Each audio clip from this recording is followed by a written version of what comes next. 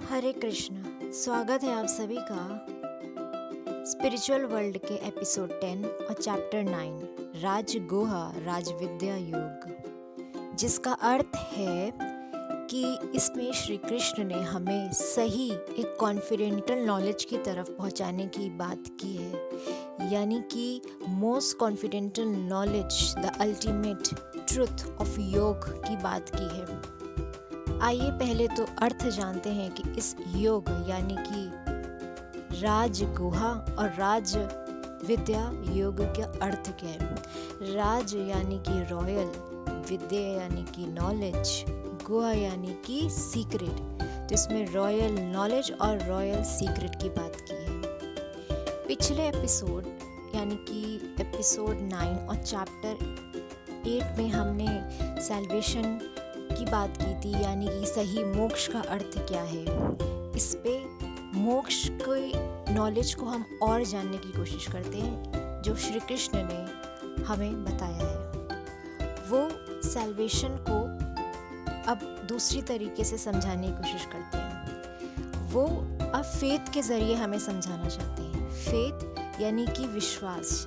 हमारा जो विश्वास है वो कितना हम नारायण में है, कितना हम विश्वास करते हैं इस ब्रह्मांड को बनाने वाले में, या जिसमें ये ब्रह्मांड समाया है, इस नारायण में, कृष्ण में। फेथ कितना है उस पे श्री कृष्ण बात करते हैं। और ये सारी बातें वो अर्जुन को इसीलिए बताते हैं क्योंकि वो पूरे महाभारत में ही इज द वन कि जिसका पूरा फेथ श्री कृष्ण पे था।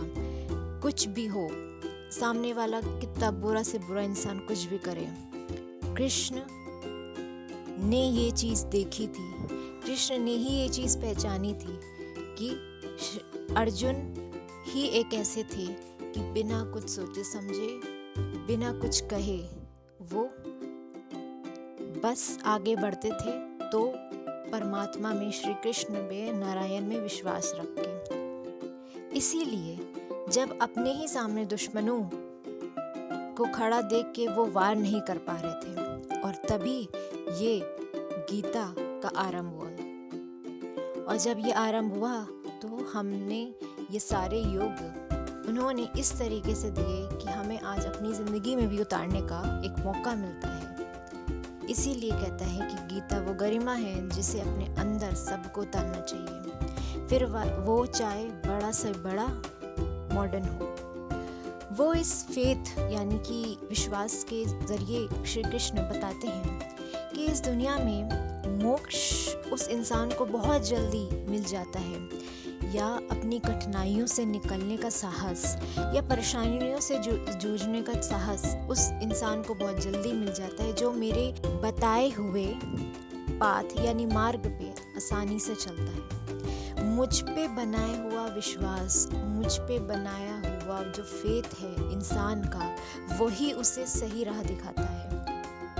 क्योंकि मैं वो राह हूँ जो इंसान अपने अंदर जगाए रखता है और आराम से अपनी ज़िंदगी में आगे बढ़ता जाता है, फिर चाहे जितनी भी परेशानियाँ हों। श्री कृष्ण ने हमेशा एक चीज़ कही है कि कोई भी चीज़, छोटी बड़ी, दुख सुख परमानेंट नहीं है, यानी कि हमेशा रहने वाली में से नहीं है।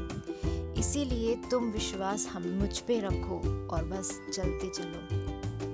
इसीलिए उन्होंने इस योग में ये भी बताया, पापी, बड़ा से बड़ा शैतान जब मेरी आराधना, अपने सारे दुष्टाचार कर्म को भूल के मेरी आराधना करने लगता है, मेरे ऊपर विश्वास करने लगता है, मुझ पे फेथ कर लेता है और सिर्फ मेरा नाम लेता है, मेरे बताए हुए ड्यूटीज पे चलता है, तो वो अपने आशीर्वाद इस तरीके से उन पर निछावर करते हैं। वो इसी युग में, उसी जन्म में उसके सारे पाप, उसके सारे शैतान, उसके सारे दुष्कर्म हर लेते हैं और उसे माफ कर देते हैं, और खुद ही उतर के उसे मोक्ष का वरदान देते हैं। ये बहुत छोटी सी चीज़ है। हमें लग रहा होगा कि हमें इस कलयुग या फिर हम इंसानों में क्या इसका काम, पर बहुत बड़ा काम है।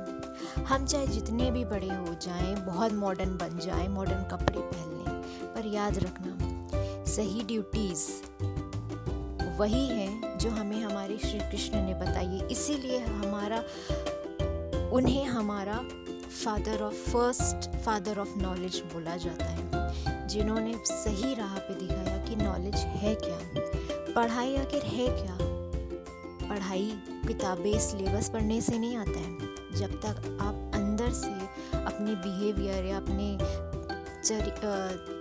चरित्र से अच्छे ना हो, तब तक आपका पढ़ाई लिखाई मॉडर्न होना भी सब बेकार है। इसीलिए उन्होंने कहा है Having faith on me is the ultimate knowledge, is the ultimate truth। और इसी को उन्होंने राज विद्या राज गुहा योग ही बताया।